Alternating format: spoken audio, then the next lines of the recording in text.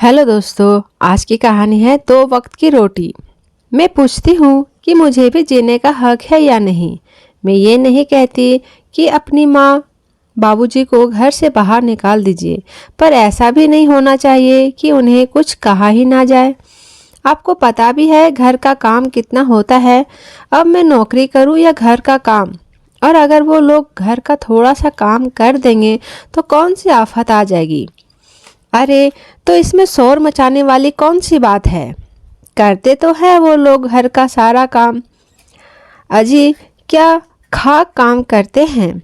कल भी कपड़े रख कर गई थी धोने को, एक कपड़ा अपनी जगह से हिला तक नहीं, और रसोई घर में बर्तनों का ढेर लगा सो अलग।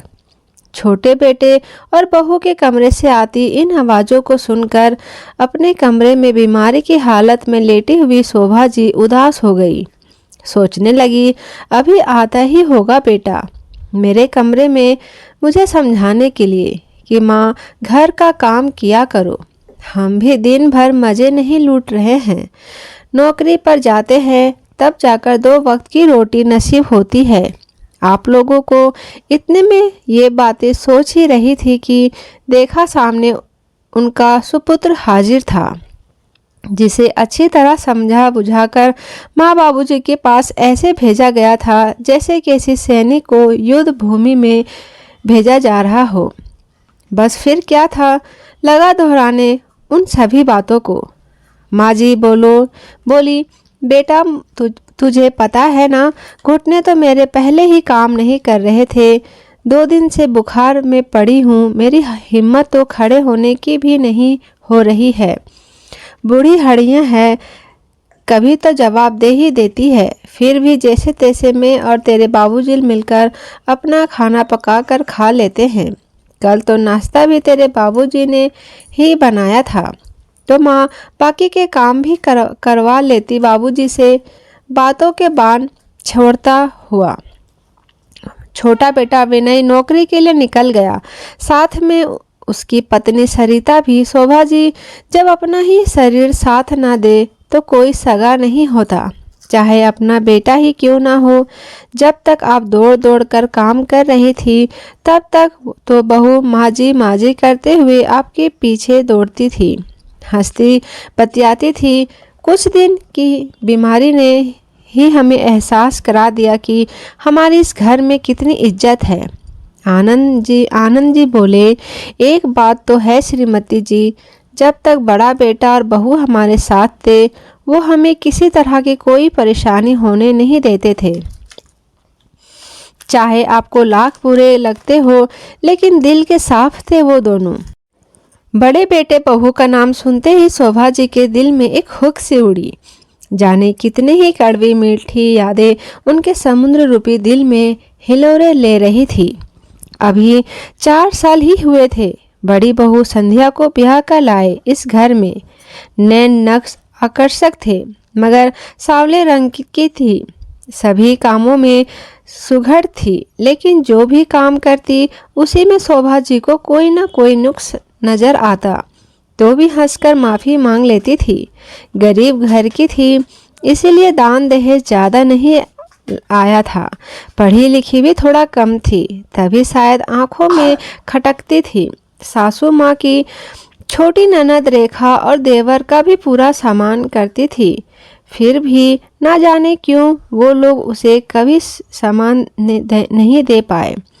सभी को घर की मुर्गी दाल बराबर ही लगती थी, लेकिन पति प्रकाश उसका पूरा सामान करता था और प्यार देता था, तो संध्या को भी कोई शिकायत नहीं रहती थी। कुछ समय बाद उसकी ननद रेखा का रिश्ता भी अच्छे घर में तय कर दिया गया। लड़का विदेश में सेटल था।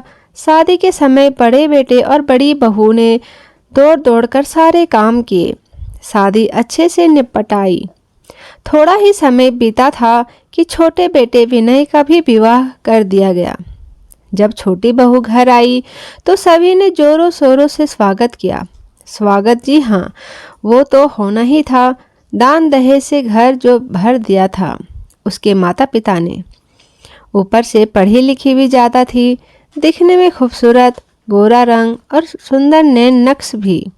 शोभा जी तो निहाल हो गई अपनी छोटी बहू पर। जब पड़ोसी देखते तो बोलते, बड़ी बहू का नाम संध्या तो ठीक था, छोटी बहू का नाम रोशनी रख दो शोभा, उसके रंग के साथ खूब मैच करेगा। छोटी बहू सब सुनकर मन ही मन खुश हो जाती और सास की तो खुशी का ठिकाना ही नहीं रहता।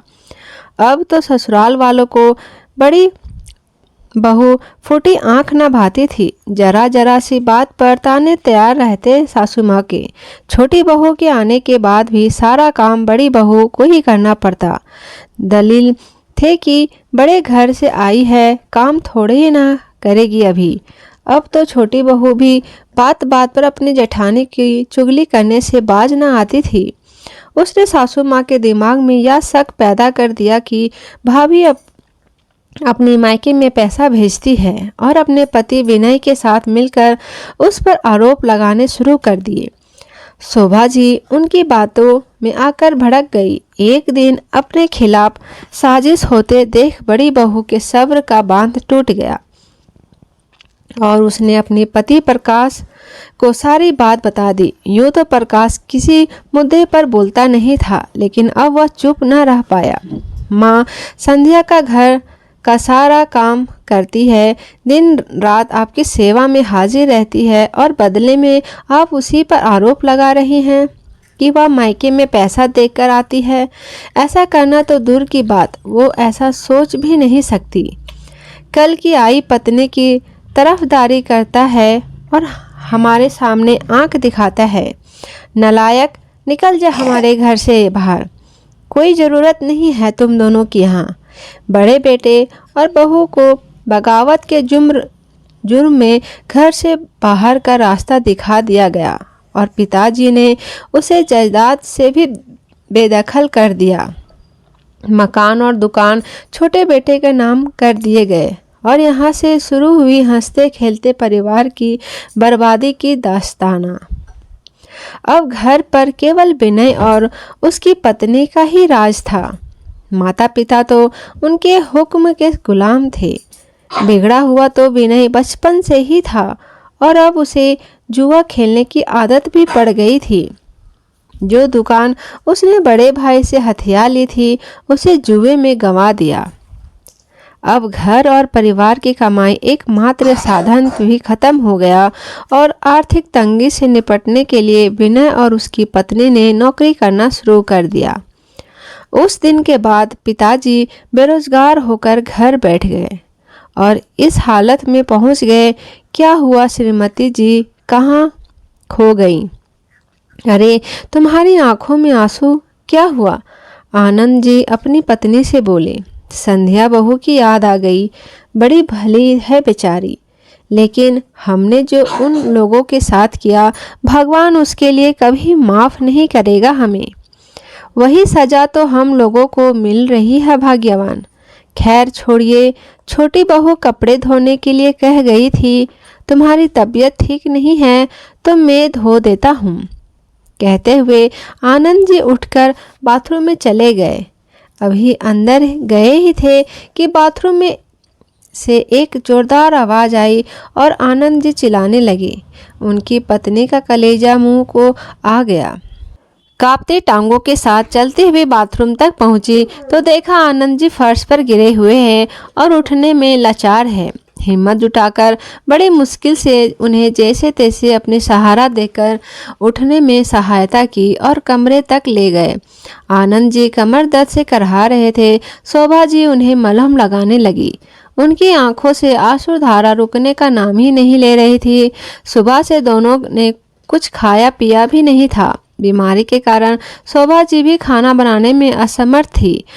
कुछ फल रखे हुए थे, उन्हें काट कर ले आई और जैसे तैसे दोनों ने पेट भरा। थोड़ी देर तक जब दर्द कम नहीं हुआ तो शोभा जी ने विनय को फ़ोन किया। बेटा, तेरे बाबूजी बाथरूम में फिसल कर गिर गए हैं, जल्दी आ जाओ, डॉक्टर के पास लेकर जाना है उन्हें। अरे माँ, मेरे पास अभी इतना समय बिल्कुल भी नहीं है और शाम को भी ज़रूरी मीटिंग है, रात को ही आ पाऊँगा। कहकर विनय ने फोन रख दिया। शाम को जब छोटी बहू आई तो कपड़ों का ढेर जस का तस देखकर बरस पड़ी सास ससुर पर। माँ जी, 2 दिन से कपड़ों का ढेर लगा है, इतना नहीं कर सकते थे घर बैठे आप दोनों कि ये कपड़े ही मशीन में धुलने डाल देते। बहू, तुम्हारे बाबूजी कपड़े ही धोने जा रहे थे कि बाथरूम में फिसल गए और यह हालत हो गई इनकी। और तुम हो कि थोड़ी देर पहले जिन आंसुओं को बड़ी मुश्किल से शांत कर बैठी थी फिर से बह निकले, बजाय बाबूजी का हाल चाल जानने की। छोटी बहू गुस्से में पैर पटकती हुई बाहर चली गई। रात को विनय के आते ही छोटी बहू ने उनके कान भर दिए। माँ ने उसे आवाज़ दी, विनय बेटे, अपने बाबू का हाल तो जान ले, देख किस हालत में पड़े हैं बेचारे। माँ, मैं थका हारा हुआ अभी घर लौटा हूँ, थोड़ी देर आराम भी नहीं करने देते आप मुझे। और क्या हुआ बाबूजी को? ठीक है ही तो दिख रहे हैं, 2 दिन मलहम लगाओगे तो दर्द भी चला जाएगा। छोटे बेटे की तीखी बातें माँ पिताजी की तीर समान चुभ रही थी। अब तो लाचार जीवन बोझ लग रहा था उन्हें। अगले दिन जब छोटी बहू ने देखा कि कुछ फल गायब है तो नौकरी पर जाने से पहले रसोई घर के दरवाजे पर ताला लगाकर दिया जाती और चलती बनती। बूढ़े पति पत्नी बेचारे भूखे प्यासे निठाल अवस्था में पड़े रहे। शाम को हाल चाल जानने के लिए शोभा जी की बेटी का फ़ोन आया तो पूछने लगी, माँ आपका क्या हाल है, बाबूजी कैसे हैं? बेटी की आवाज़ सुनकर और अपनापन पाकर शोभा जी अपने असीमित दुख को छुपा नहीं सकी और रोते रोते सारा हाल सुना दिया। अपनी माँ की बेबसी भरी आवाज़ ने बेटी रेखा के दिल को जैसे चीर कर रख दिया। उसे कुछ समझ नहीं आया कि क्या करे, मीलों दूर जो थी उनसे। अगले दिन उसने अपने बड़े भाई प्रकाश को फ़ोन लगा दिया। इतने समय बाद अपनी बहन का फ़ोन देखकर प्रकाश हैरान सा रह गया। फ़ोन उठाते ही रेखा रो पड़ी और माँ बाबूजी के साथ हो रहे अत्याचार की कहानी एक ही सांस में कह सुनाई। ये सब सुनकर प्रकाश की हैरानी का ठिकाना न रहा। उसने तुरंत अपनी पत्नी संध्या को अपने साथ चलने को कहा। उसे रास्ते में सारी बात कह सुनाई। घर पहुंचकर देखा तो माँ बाबूजी बेहाल अवस्था में भूखे प्यासे पड़े थे। उनकी बेबसी ने बड़े बेटे और बहू के दिल को अंदर तक छील कर रख दिया। अपने बेटे प्रकाश और बड़ी बहू को इतने समय तक बाद देखकर उनकी आंखों में चमक आ गई। प्रकाश, बड़ी बहू, तुम दोनों यहाँ? अजी देखिए, हमारे बच्चे आ गए। माँ की करुणा और वेदना मिश्रित स्वर सुनकर प्रकाश की आंखें आंसुओं से सराबोर हो गई। माँ, बाबूजी, आप इतने समय तक इतने दुख सहन करते रहे, मुझे एक फ़ोन नहीं कर सकते थे क्या? अभी तक हमसे नाराज हैं? कहते हुए प्रकाश फपक कर रो पड़ा। बेटा, हम लोगों ने जो तुम्हारे साथ व्यवहार किया उसके लिए हम बहुत शर्मिंदा हैं। ये हमारे उन्हीं कर्मों की सजा है जो भगवान हमें दे रहा है। बाबूजी रूठे गले से बोले। उधर अपराध बोध की भावना के कारण माँ जी बड़ी बहू से नज़रें मिलाने में असमर्थ थी। चलिए माँ जी, पिताजी, पहले हम आपको अस्पताल ले चलते हैं, उसके बाद आप लोग हमारे साथ ही रहिएगा। बड़ी बहू ने आदरपूर्वक कहा। हमने बहुत अन्याय किया तुम्हारे साथ और तुम दोनों हमारी परेशानी के बारे में सुनते ही दौड़ कर आ गए। बड़ी बहू, मैं तुम्हारी गुनहगार हूँ। यदि वक्त रहते मैंने सही इंसान की पहचान कर ली होती तो आज हमें यह सब ना देखना पड़ता। मुझे माफ़ कर दो, मैं बहुत बुरी हूँ। मैं तुम्हारे सेवा भाव और प्यार को पहचान ही नहीं पाई। पता नहीं क्या क्या बुरा सोचती रही तुम्हारे बारे में। कहते हुए माँ ने बड़ी बहू को अपने गले से लगा लिया। माँ की आंखों से आंसुओं की धारा बहती रही जिसने बरसों से उनके मन में बसे मैल को धो डाला। बस माँ जी, जो हो गया सो हो गया। अब पुरानी बातों को याद करके कोई फ़ायदा नहीं। आपने हमें अपना लिया, यही हमारे लिए बहुत बड़ी बात है। कहते हुए बड़ा बेटा बहू उन्हें अस्पताल ले गए। लेकिन बेटा, अस्पताल में बहुत खर्च होगा। आप चिंता ना करें माँ, सब इंतजाम हो जाएगा।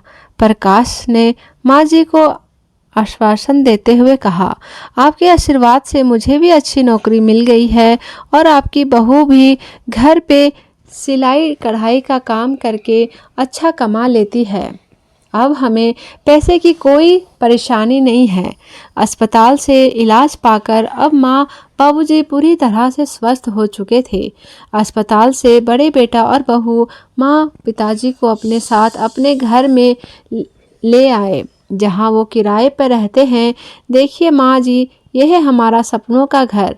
माँ बाबूजी, आपको भूख लगी होगी, मैं आपके लिए खाना बनाकर लाती हूँ।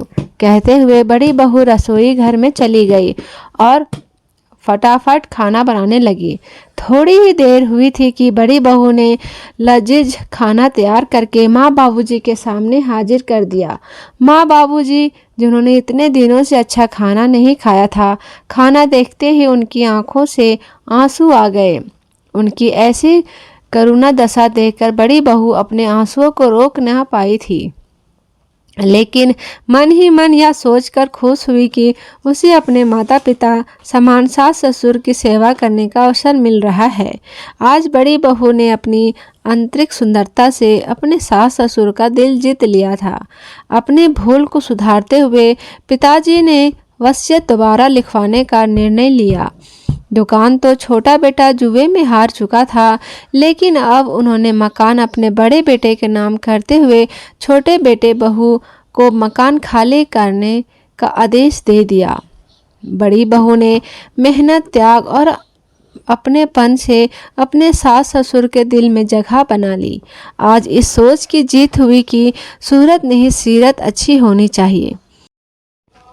तो दोस्तों, इस कहानी से हमें यह सीख मिलती है कि किसी की सूरत नहीं बल्कि सीरत देकर उसका आदर और सत्कार करो, क्योंकि सूरत ईश्वर की देन है, अपितु सीरत उसकी खुद की। तो दोस्तों, आपको ये कहानी कैसी लगी हमें कमेंट करके ज़रूर बताएं। अगर कहानी पसंद आई होगी तो मेरे चैनल को सब्सक्राइब करके मुझे सपोर्ट करें। दोस्तों, आपका दिल से धन्यवाद।